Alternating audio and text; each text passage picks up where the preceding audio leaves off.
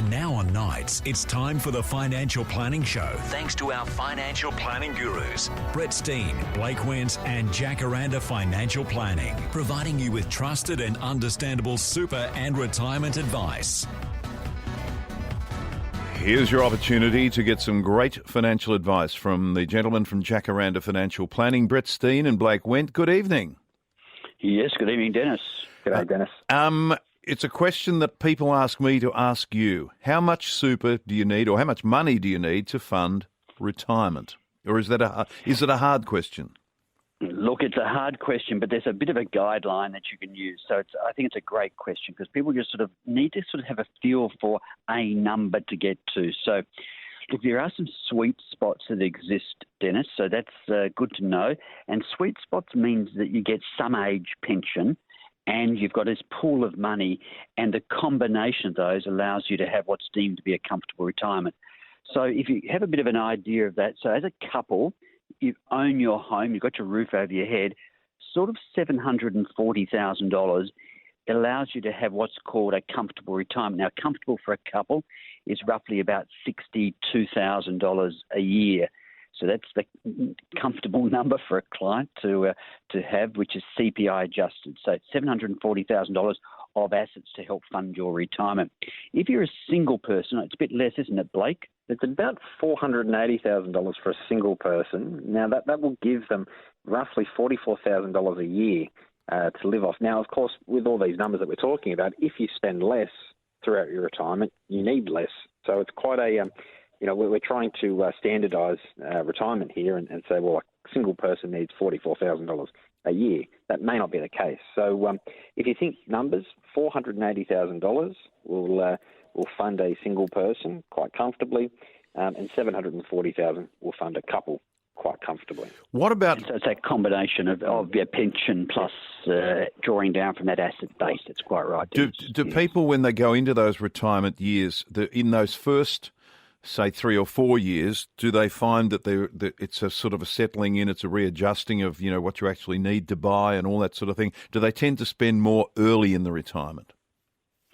Yes, look, it's great to sort of understand these cycles that take place, and people sort of forget about this because there are times when you sort of retire, the first 5 years post-retirement are often higher spend. Now, at the moment, of course, you're retiring and you can't travel. So travel's a big part of most people's sort of activity. Of course, you can hardly buy cars now because there's supply problems in terms of through that supply chain. So therefore, a lot of the money that people would normally spend in those first 5 years of retirement, where there's higher spend, have sort of not been the case so much.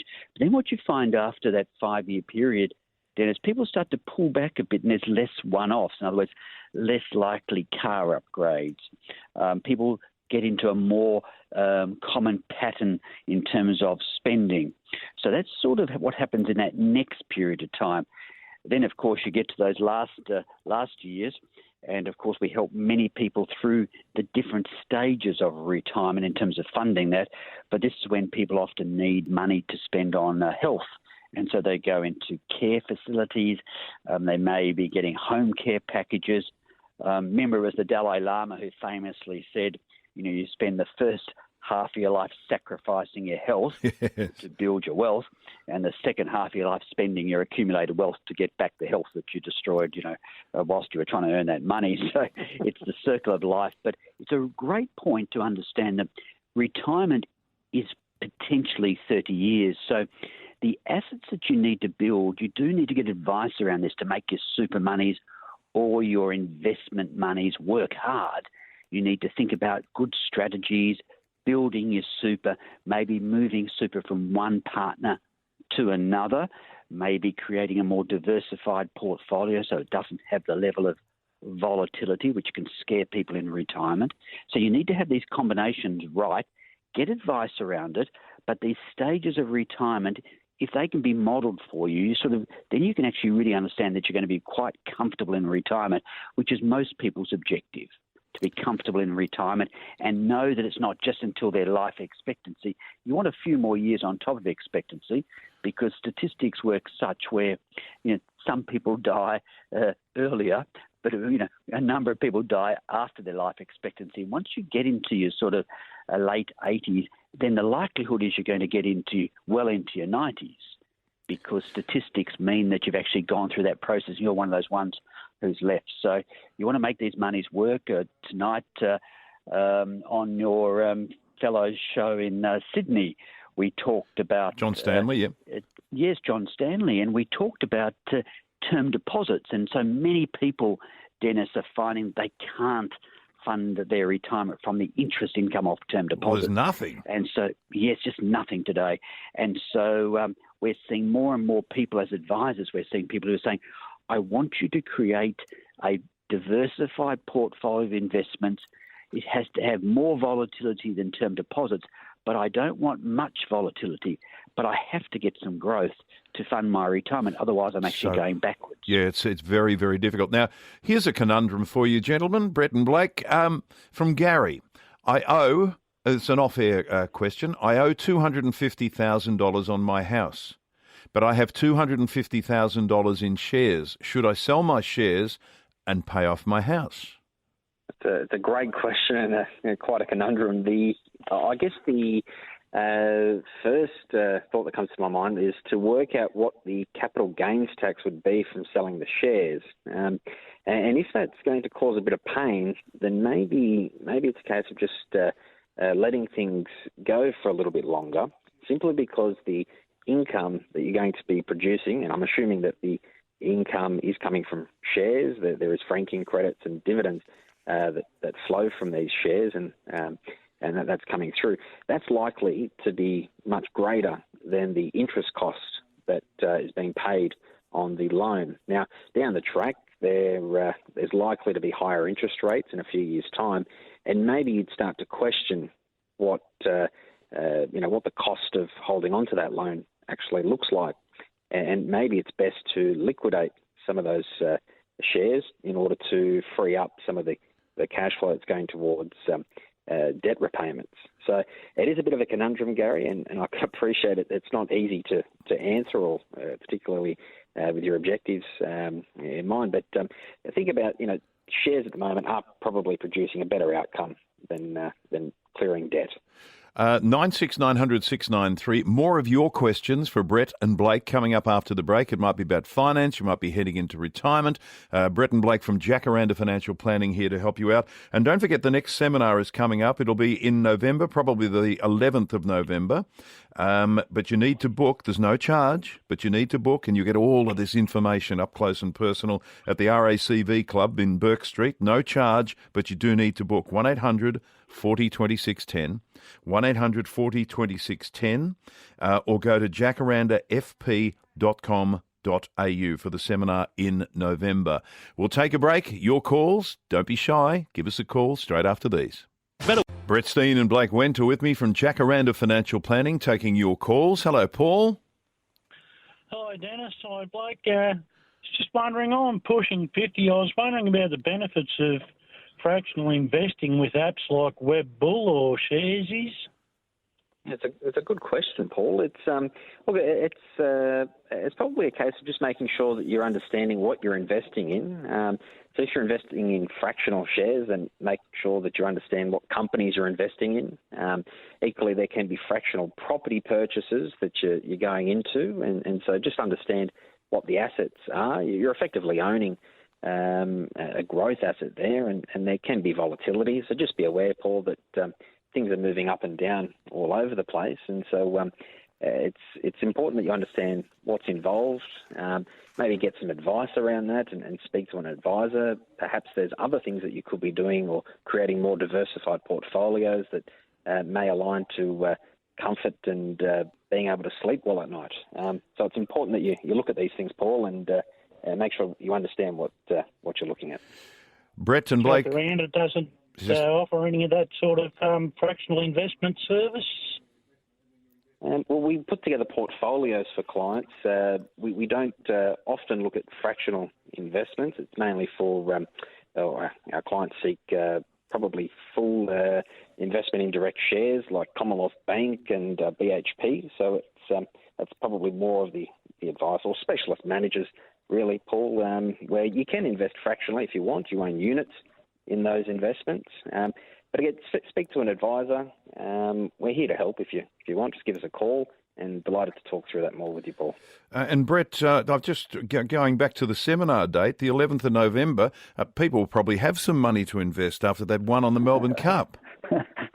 Well, of course, the Melbourne Cup's the week before, so yes, look, if you want to back a winner, I suppose, or if you haven't backed the winner, then it would be good to get decent advice. So I think it's time. I know people have been waiting sort of 6 months for these educational evenings, and look, it's 6 weeks out, and we think it's going to be all systems a go. So, the 11th of November, which is a Thursday night, 6 p.m. start, RACV Club, to get all the tips, traps, starting account-based pensions, making a super work. It's all that really important stuff. So, look, if you don't back a winner at the Melbourne Cup on the Tuesday week before, then you need to really make your money work harder. So I'd suggest you come along to, so that's that 1-800 40 26 10 number. 1-800 40 26 10. It's free of charge, but you do need to book. Or jacarandafp.com.au. Email from Angela. If we bought a van, took off for an indefinite holiday, but we owe nothing on our home and thought of renting the house out for $1,000 a week, would we risk losing our pension? Okay. Yes, Blake, you go ahead. We've got conundrums everywhere. Yeah, it's conundrum. The income coming from the property will be assessed by Centrelink, and equally the value of the property whilst it's whilst you're away from it will be assessed. And so it's important that you look at this and you look at the the amount of income that's being coming from the property, because that can have some impact on age pension. Now, of course, also keeping in mind the income that you're getting from the property, if it is, say, $1,000 a week, that will attract some tax potentially. So depending on ownership of the property, there may be some tax involved there. So just be careful with that. I think, Brett, you would agree. Look, yes, I agree. And it's one other thing to add to that. When you said, Angela, indefinite holiday, you need to be a bit careful because you can be away from your principal place of residence for a period up to 6 years. And so therefore, and there's no capital gains tax implication. In other words, it keeps being treated, even though you're renting it out, it's still treated as your principal place of residence. So no capital gains tax if you sold the property. But you do need to return to it within that 6 year period to re-establish it as your principal place of residence. So just be careful by that word that you use. So don't take 10 years and then come back and realise that you've now got an asset that's going to have capital gains tax applied to it. So hopefully that helps a little bit, Angela. Vicky has got a question, one I haven't heard for ages. Must be a pretty keen investor. Are there still tax incentives for investing in Australian films? Oh, gee, what a good question. Yes. When I started off, 10BA films, there you go. So, look, today, basically, no, Vicky. But the old days, of course, you get 150% tax deduction, and then it sort of got reduced over time, and that's called Section 10BA, and that's what people used to do, invest in films and get a large tax deduction. Not many of those films, of course, gave you a great return, but you did get a great tax deduction. So, no, not really today, Vicky, just so you know. Just quickly, what are mirror accounts? Yeah, look, this is a really terrific area. We did mention it about 4 weeks ago, and we got a lot of people who were asking questions about it. But look, most people have super, but there's limits to how much you can get into super. So sometimes if you want to get $330,000 in today, most people can do that if they're sort of less than 67. But they can't then add any more money for another 3 years. So what you do, you create a mirror account, which is identical effectively to the super account, but it grows in the same way, has a slightly different tax regime, and then after 3 years, you then sell that mirror account investments and you add the money into the superannuation account because the rule allows you then to add more money for most people at that time. So in other words, you're not out of the markets. You don't have to leave the money in the bank account. Right. You can have the mirror account being exactly the same invested as your super. So it's a really effective way, Dennis, to actually overall build your wealth in a really sensible way. Can we do more on this next week? Yeah, I think it's a really great topic Yeah. for people to understand. Yes, indeed. Brett Steen, Blake Went are from Jacaranda Financial Planning. Thank you, fellas. Talk to you next week.